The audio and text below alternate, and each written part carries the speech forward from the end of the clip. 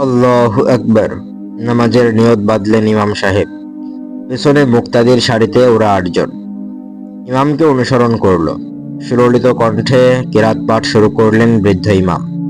বয়স ৬০ উজ্জ্বল দীপ্ত নুরানি মুখাবয়ব, তাতে সফেদ শুভ্র শ্বশ্রু, পরনে আজানুলম্বিত জুব্বা, মাথায় পাগড়ি। কিছুক্ষণ আগেই সূর্য ডুবে গেছে, পশ্চিম আকাশে তীক্ষ্ণ লালিমা ফুটে উঠেছে।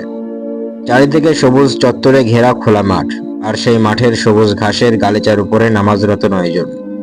সালাতুল মাগরিব, ৩ রাকাত নামাজের ২ রাকাত ইতিমধ্যে সমাপ্ত করেছেন প্রবীণ ইমাম সাহেব। তৃতীয় রাকাতের জন্য তাশাহুদ পাঠ অন্তে উঠে দাঁড়ালেন ইমাম সাহেব।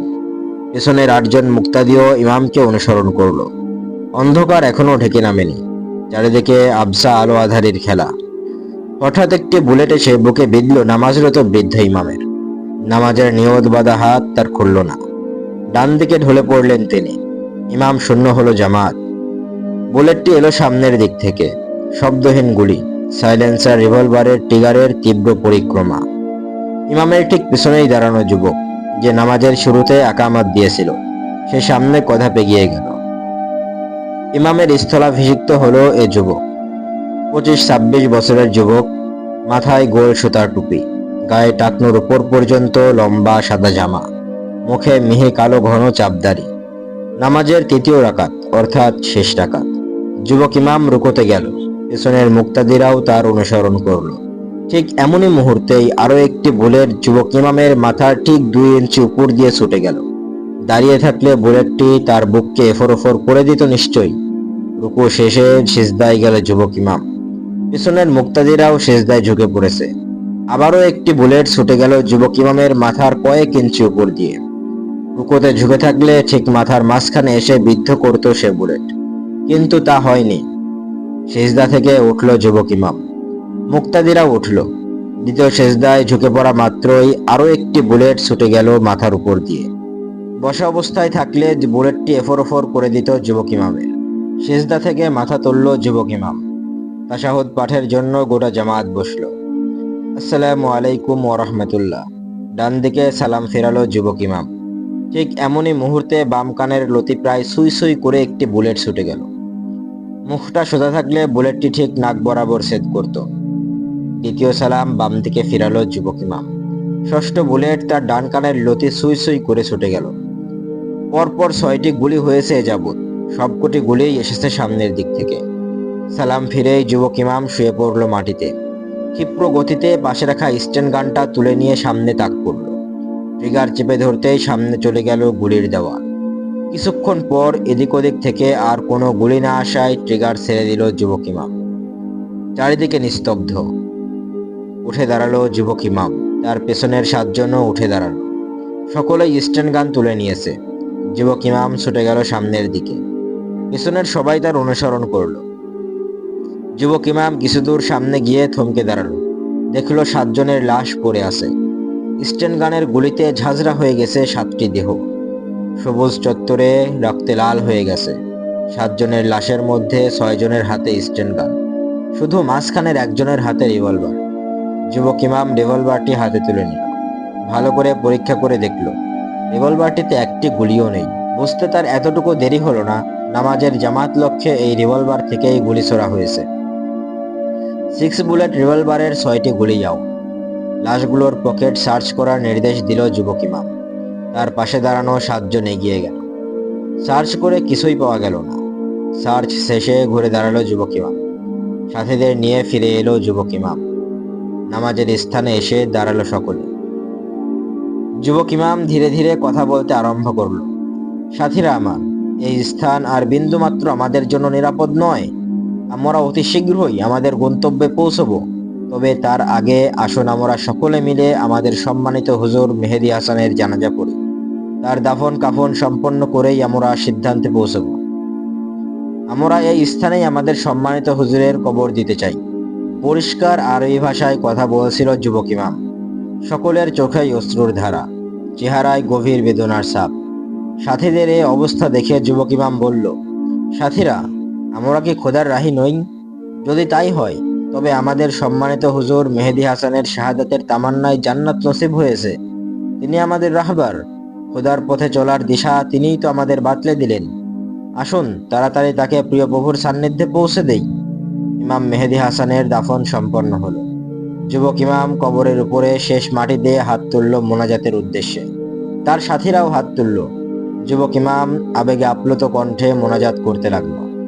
ইয়া রব্বুল আলামিন, জন্মভূমির স্বাধীনতা থেকে বঞ্চিত আমরা ছিটকে পড়া এক ক্ষুদ্র মুজাহিদ দল, তোমার অফুরন্ত দয়ার ভাণ্ডারকে লক্ষ্য করে এই ছোট্ট গুনাহ সম্বলিত দুহাত তুলেছি। আমাদের প্রাণপ্রিয় নেতা হুজুর মেহেদী হাসানকে তোমার জিম্মায় কবজা করে দিলাম। রব্বুল আলামিন। মোনাজাত সমাপ্ত করতে পারলেন না যুবক ইমাম। আকাশে একাধিক হেলিকপ্টারের শব্দ শোনা গেল। যুবক ইমাম সাথীদের বলল, সাথীরা, উত্তর দিকে কিছু দূর গেলে আপনারা একটি বসতি পল্লী পাবেন, সেখানটায় আপনারা আশ্রয় নিন। আপনি? বিস্ময়জড়িত কণ্ঠে শোধালো সামনে দাঁড়ানো সাথী তারিক আল জিহান। আমি সেই ঠিকানায় পৌঁছতে চাই যেখানটায় আমরা যাচ্ছিলাম, বলল যুবক ইমাম। তাহলে আমরাও যাব, বলল পূর্বোক্ত তারিক আল জিহান কিছুটা জেদের সুর। আমার নির্দেশ পালন করলে খুশি হব। যুবক ইমামের এ কথায় সাথীরা সকলেই মাথা নিচু করল। লজ্জার ছাপও দেখা গেল তাদের মুখমণ্ডলে। আকাশে হেলিকপ্টারগুলোর চক্কর খুব বেশি হতে লাগলো। আধারে প্রায় ঢেকে গেছে চারিদিক। সাথীরা সকলেই উত্তর দিকে রওনা দিয়েছে। শুধুমাত্র যুবক দাঁড়িয়ে রইল। কয়েক সেকেন্ড অতিবাহিত হলো। হেলিকপ্টারগুলোর একটি এখনো ঠিক তার মাথার বরাবর। একাকী দাঁড়ানো এ যুবক ভাবছে তার ভাগ্য প্রসন্ন, অন্ধকার বলে, নইলে হেলিকপ্টারগুলো তাকে ঠিকই শনাক্ত করত। যুবক মনে মনে আল্লাহর শুকরিয়া আদায় করল। একটু চিন্তা করলো যুবক, তারপর পশ্চিম দিকে লম্বা লম্বা পদক্ষেপে চলতে আরম্ভ করলো। তার লম্বা জামায় তাকে প্রবীণ বলেই মনে হচ্ছে। প্রতিটি পা তার সমান মাপে পড়ছে। যুবকের গন্তব্য একটি সুনির্দিষ্ট ঠিকানা। হেলিকপ্টারগুলো চক্কর দিয়েই চলেছে। কয়েক মিনিট পার হলো। যুবকের কপালে দুটো ভাঁজ পড়ল। সাথীরা কি পৌঁছতে পেরেছে এতক্ষণে? চিন্তাটা মাথায় ঘুরপাক খেতে লাগলো যুবকের। পল্লীটা তো বেশি দূরে নয়, 2 মিনিটের পথ। যুবক দ্রুত হাঁটছে। তার চলার খসখস শব্দে সাজের এই স্তব্ধতাকে ভেঙে দিচ্ছে। সামনে কিছু জমাট অন্ধকার। যুবক থমকে দাঁড়ালো।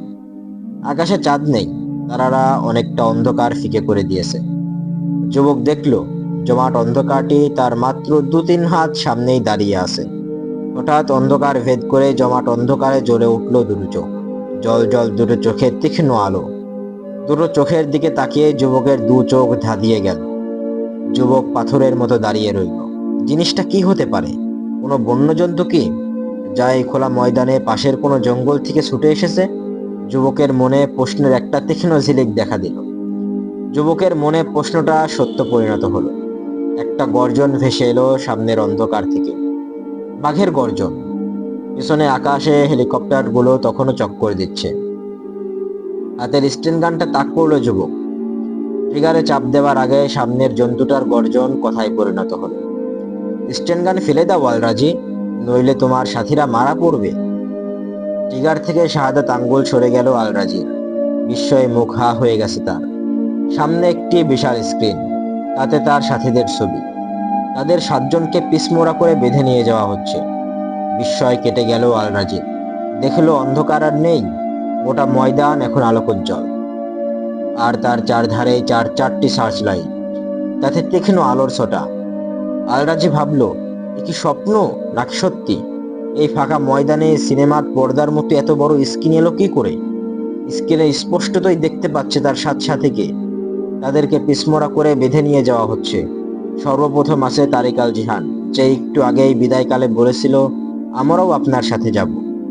আলরাজি তার স্টেন গান ফেলে দিল মাটিতে। না দিয়ে উপায়ও নেই। কৌশল অবলম্বনের ক্ষেত্রে এর প্রয়োজন আছে। তার ডান দিকে হাফ ডজন এবং বাম দিকে হাফ ডজন স্টেন গানের মুখ হা করে আছে। স্ক্রিনের ডান পাশে দাঁড়ানো আছে সেই বাঘ, যার গর্জন শুনেই স্টেন গান তুলেছিল আলরাজি। আলরাজি, এখন হাত উপরে তুললে খুশি হব। পূর্বোক্ত কণ্ঠই কথা বলে উঠল। পরিষ্কার ইংরেজি কণ্ঠ। আলরাজি হাত দুটো উপরে তুলল। বিচলিত অথচ স্পষ্ট কণ্ঠে বলল, আপনারা কে? আমার সাথীদের ধরেছেন কেন? স্ক্রিনের দিকে তাকাও আলরাজি, তাহলেই সব পরিষ্কার হয়ে যাবে। স্ক্রিনে এতক্ষণ পিছমোড়া করে ডজন খানেক স্টেন গানের বেষ্টনীর মধ্যে তারিক আল জিহান সহ 7 জনকে বেঁধে নিয়ে যাওয়ার দৃশ্য দেখানো হচ্ছিল। আল রাজি স্ক্রিনের দিকে তাকালো। সাথীদের বেঁধে নিয়ে যাওয়ার দৃশ্য পাল্টে গেল। সেখানে ভেসে উঠল এক অদ্ভুত আকৃতির বাঘের হিংস্র এক থাবার ছবি। তারপর সেই থাবা গিয়ে পড়ল রাবিয়াতের মানচিত্রের উপর।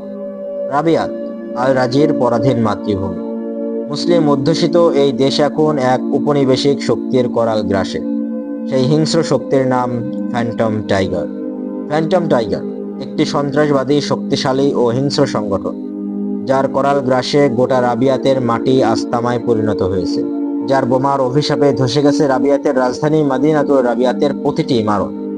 আল রাজির বুঝতে বাকি রইল না যে সামনের বাঘটি একটি দূর নিয়ন্ত্রিত রোবট, নকল বাঘ। আল রাজি আরও জানে এই বাঘটি ফ্যান্টম টাইগারেরই হিংস্রতার প্রতীক। আল রাজির ধারণা, এই বাঘের 2 চোখে বসানো আছে শক্তিশালী ক্যামেরার লেন্স। এই লেন্সের ছবি ধারণ করে কন্ট্রোল রুমে প্রেরণ করা হচ্ছে, আর কন্ট্রোল রুম থেকে নিয়ন্ত্রণ করা হচ্ছে এই বাঘকে। এখন বুঝতে পেরেছো আল রাজি, আমরা কে? পূর্বোক্ত কণ্ঠই কথা বলে উঠল। কিন্তু আমার সাথীদের আপনারা? বলছি আল রাজি, স্ক্রিনের দিকে তাকাও, সবই বুঝতে পারবে আশা করি। এতক্ষণ আল রাজির চোখ ছিল রোবট বাঘটির দিকে, এবার চোখ ঘুরে আটকে গেল সেই স্ক্রিনের দিকে। স্ক্রিনে তখন একটি বিস্ময়কর দৃশ্য দেখানো হচ্ছিল। হুজুর মেহেদী হাসানের নেতৃত্বে নামাজ পড়ছে আল রাজিরা। হঠাৎ একটি বুলেটের আঘাতে হুজুর মেহেদী হাসান ঢলে পড়ল। তারপর আল রাজি স্বয়ং নামাজের ইমামতিতে গেল। তার মাথার উপর অথবা ঘাড়ের উপর অথবা কানের ধার দিয়ে একের পর এক বুলেট ছুটে যেতে লাগলো। তারপর নামাজের সালাম ফিরায় স্টেন গান তুলে নিল সে, গুলি করলো সামনে। স্ক্রিনে ভেসে উঠল 7 জন মানুষের মৃত্যুর কোলে ঢলে পড়ার দৃশ্য। আল রাজির বিস্ময়ের ঘোর তখনও কাটেনি। কোন উপায়ে এগুলো ভিডিও হলো, আরো হয়তো ভাবতো আল রাজি। কিন্তু স্ক্রিনে একটি লেখা ভেসে উঠল এ সময়: 7 জন ফ্যান্টম টাইগারের কমান্ডারকে হত্যার দায়ে মোহামেডান 7 জন গ্রেফতার। কম্পিউটার অ্যানিমেটেড স্ক্রিনের এই লেখাটি নেপথ্যে পড়ে শোনানো হলো। আল রাজি সঙ্গে সঙ্গে বলল, কিন্তু কমান্ডাররা আমাদের হুজুর মেহেদী হাসানকে তো হত্যা করেছে, এবং ওরাই প্রথমে আক্রমণ চালিয়েছে। হো হো করে হেসে উঠল নেপথ্যের কণ্ঠটি। হাসির তালে তালে দূরনিয়ন্ত্রিত রোবট বাঘটি গর্জন করে উঠল কয়েকবার। হাসি থামলে কণ্ঠটি বলল, আল রাজি, ফ্যান্টম টাইগারের চোখে হুজুর মেহেদী হাসান গুরুতর অপরাধী, তাই তাকে গুলি করে হত্যা করার রায় হয়েছিল, এবং আমাদের কমান্ডাররা সেই রায় বাস্তবায়ন করেছে মাত্র। রায়? কে রায় দিয়েছে? আল রাজির কণ্ঠে বিস্ময়ের রেশ। হো করে আবারও হেসে উঠল কণ্ঠটি, বলল, জানো না কে রায় দেয় আল রাজি? যেমন তোমরা 7 জন সাথীর রায় হয়ে গেছে। কি রায়? প্রশ্ন ছুড়ল আল রাজি। তাহলে আবারও স্ক্রিনের দিকে তাকাও। আল রাজি স্ক্রিনের দিকে চোখ ঘুরিয়ে নিল। স্ক্রিনে আল রাজি দেখছে যে সে স্বয়ং স্টেন গান হাতে গুলি করছে, আর তার 7 জন সাথী তার পাশে স্টেন গান হাতে দাঁড়িয়ে আছে। অতঃপর স্ক্রিনে ফ্যান্টম টাইগারের 7 জনের মৃত্যুর কোলে ঢলে পড়ার দৃশ্যটি স্লো মোশনে রিপ্লে করে কয়েকবার দেখানো হলো। তারপর ভেসে উঠল একটি বাঘের ছবি। বাঘটি কয়েকবার গর্জন করে উঠল। কম্পিউটারাইজড অ্যানিমেটেড করা এই দৃশ্য আল রাজি দেখল বাঘটি ঝাঁপিয়ে পড়ল, আর সঙ্গে সঙ্গে গোটা স্ক্রিন জুড়ে বড় বড় অক্ষরে ভেসে উঠল একটি লেখা: যেহেতু ফ্যান্টম টাইগারের 7 জন কমান্ডারকে হত্যা, সেহেতু মোহামেডানদের 7 জনের শাস্তির রায় হত্যা। আবার লেখাটি পরিবর্তন হয়ে ভেসে উঠল: ফ্যান্টম টাইগারের হেডকোয়ার্টারের প্রধান গেটের খাঁচায় বন্দী ক্ষুধার্ত বাঘটির 7 দিনের খাবার এরা 7 জন। তারপর স্ক্রিনে ভেসে উঠল তারিক আল জিহানের ক্লোজ আপ সাইজের ছবি ও নাম। আল রাজি মন্ত্রমুগ্ধের মতো দেখতে লাগলো পরপর ভেসে ওঠা 7 জনের ছবি ও নাম। স্ক্রিন অফ হয়ে গেল। আল রাজি বলল, কিন্তু আমার সাথীরা তো 7 জনকে হত্যা করেনি, আমি স্বয়ং তাদের গুলি করেছি, সুতরাং তাদের মুক্তি দেওয়া উচিত, কারণ আমি তো আত্মসমর্পণ করেছি। না না আল রাজি, তোমার সাথীদের পণবন্দী হিসেবে তোমাকে ধরা হয়নি, কিংবা আমাদের কমান্ডারদের হত্যার প্রতিশোধ স্বরূপ তোমাকে আত্মসমর্পণ করানো হয়নি।